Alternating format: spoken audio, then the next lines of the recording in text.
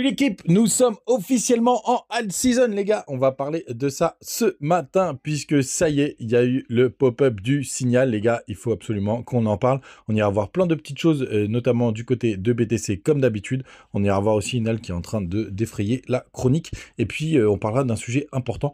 Demain, il se passe quelque chose d'assez exceptionnel, et vous en avez pas mal parlé du côté de Telegram et ailleurs, d'ailleurs. Donc, on va parler de ça. Le BTC, ce matin, il retrace un petit peu. Enfin, là, il est plutôt stable, juste en dessous des 104 000. ETH qui perd 2%, qui est aux alentours des 2500 dollars. Ça retrace un petit peu en ce lundi matin, mais rien de bien méchant. On a quand même suivi dans le vert plus 2%. On a Pi qui fait une poussée stratosphérique à plus 31%. Et dans le milieu de tableau, on peut noter XMR 5%, PP 6%. NIR qui perd 4% pour le coup, CAS qui prend un joli 17,3%, bravo. Cro qui perd 3,4%. Les gars, on démarre tout de suite avec le daily du BTC. Vous voyez qu'on est en train de consolider. On fait à peu près les mêmes figures qu'on a eu ici, c'est-à-dire qu'on consolide, mais en grimpant un petit peu, en allant gratter des nouveaux plus hauts. Alors pour le coup, il y a pas mal de liquidités qui a été prise aux 105 000 $. Donc on va voir ce que ça va donner, mais on arrive quand même sur des zones de grosses résistances. C'était d'ailleurs une de mes targets après les 102 000, tout simplement. Donc là, il va falloir faire très attention. On peut avoir cette correction ou un retournement à partir de maintenant, ce serait assez logique. Et vous le savez, si BTC consolide, c'est plutôt une bonne nouvelle pour les alts, puisque ça leur permet de bien avancer. On va passer sur un autre graphique pour que je vous montre le weekly, puisque le weekly, ce que je regardais de très près, malheureusement, c'est pas arrivé.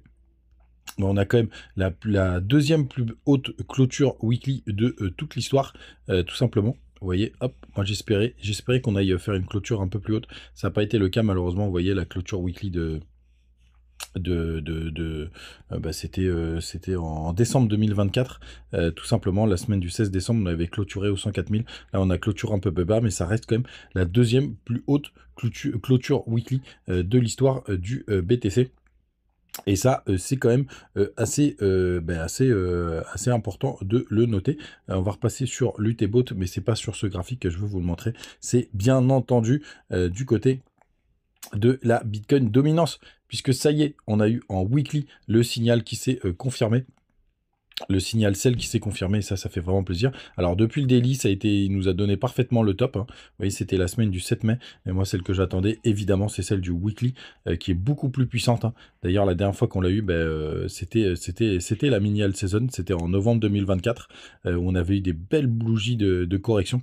Et vous voyez là ce matin, ça continue de baisser. Alors attention, parce qu'on a le middle canal d'ailleurs qui a fait office de support la semaine dernière, qu'on prend la semaine. On a eu la confirmation RSI, vous le savez, juste là, puisqu'on a breaké cette trendline long terme. Donc on va voir ce que ça va donner. Mais pour l'instant, on a un signal, en tout cas, de possibilité de alt season. Alors pendant tout le bull run, on a eu plein de faux signaux. Et en fait, quand on note ce qui s'est passé quand même entre juin 2023 et juillet 2024, c'est quand même, il y a eu des pump and dump. On a eu des toutes mini alt season à l'intérieur des alt season. Ici, on aurait pu avoir un beau signal en janvier 2024. D'ailleurs, ça a été plutôt pas mal jusqu'à avril-mars. Il y avait pas mal de très low cap qui ont pas mal performé. Mais pour l'instant, c'est plutôt propre, ce qu'on est en train de voir du côté de la Bitcoin dominance, qui est en train de retracer. Et pour moi, là, je peux considérer, surtout qu'on est venu retaguer des zones assez importantes, on peut tenter de se dire qu'on a un début de alt season. Alors la puissance de cette alt season, impossible les gars de la définir. Déjà, si on va en bas du canal, ce sera déjà pas mal. Et après les gars, surtout si jamais on a vraiment quelque chose d'assez sympathique, moi je m'attends pas, on va passer en monthly pour que vous le voyez bien. Je m'attends pas quand même à quelque chose d'aussi violent qu'on a connu. Regardez, la plus grosse alt season, c'était entre 2018 et 2000, c'était 2016 même plutôt, non 2017 jusqu'à janvier 2018. Et après celle de 2021, elle a duré de février 2021 jusqu'à avril 2021, mais ça a pas mal consolidé jusqu'à novembre. Si déjà on revient retester ces zones, vous voyez, qui a été travaillée par le passé, donc pour moi c'est ma target principale sur déjà une belle alt season.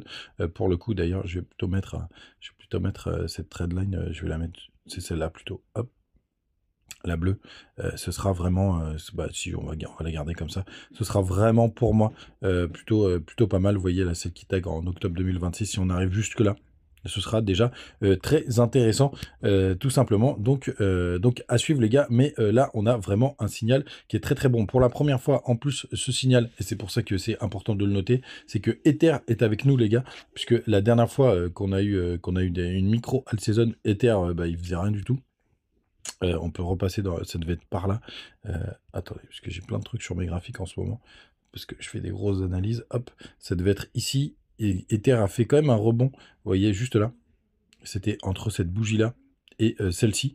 On a eu juste un petit rebond, mais on n'a pas été chercher de nouveau plus haut. Alors que cette fois-ci, là, vous voyez, il y a un gros retournement de tendance avec des belles bougies d'impulsion. Et pour tous ceux qui se demandent aussi pourquoi ça se calme, je vais vous montrer. Regardez, hop. Vous voyez, Ether, il est pile, il est aux 2600 $. Vous voyez, c'est une grosse zone de travail qu'on a eu juste ici, donc c'est normal qu'il y ait une grosse résistance. On la voit bien, hein, ça a été beaucoup travaillé sur plusieurs jours. Là, c'était tout simplement en février 2025. Donc c'est normal que ça bloque ici, et ça a même bloqué, vous voyez, juste là.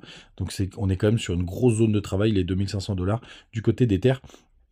Donc aussi très normal que ça bloque. Les gars, n'oubliez pas, vous avez les petits liens du côté de Bitunix avec 20% de bonus de dépôt, les liens du côté de BitGet et désormais de Trade Republic pour tous ceux qui veulent une carte. N'hésitez pas à en profiter. Je crois que la mienne arrive demain, bien entendu. Je vous ferai un petit retour pour vous dire si c'est bien. Il y a des petits bonus de dépôt, mais comme d'habitude, ce sera en commentaire et en description. Du côté du Crypto Fair Green, on est à 70, mais j'ai l'impression qu'il bug parce qu'il ne bouge pas depuis un certain jour.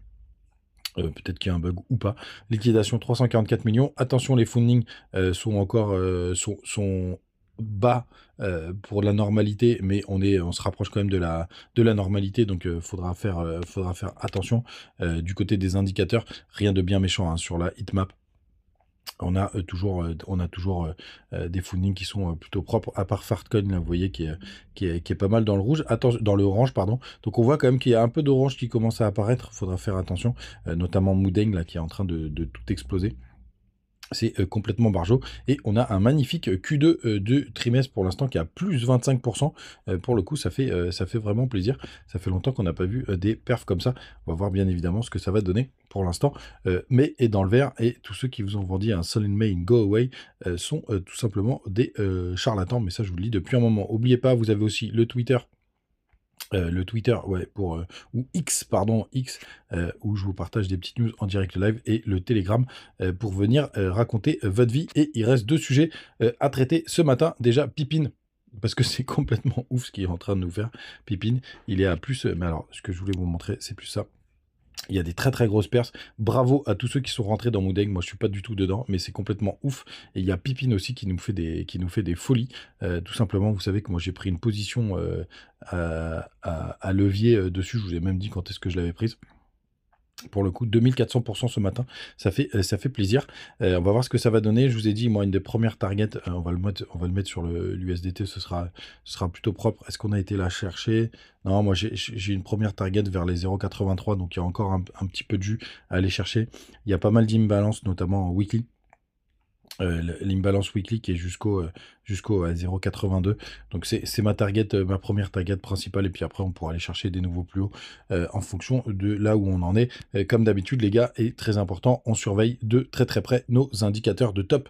Donc le 3 jours, le MACD 3 jours qui pour l'instant n'est pas du tout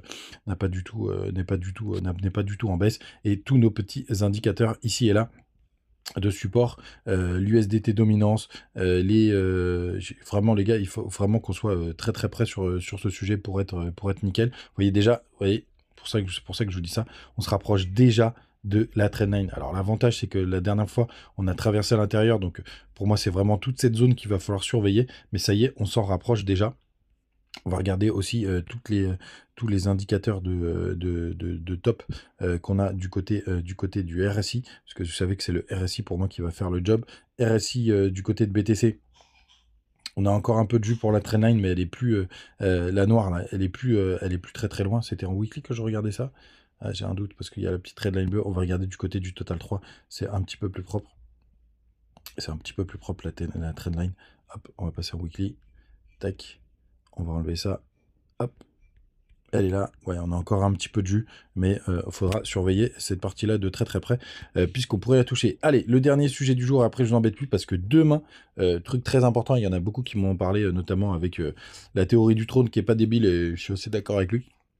D'ailleurs, c'est demain, on a les chiffres de l'inflation.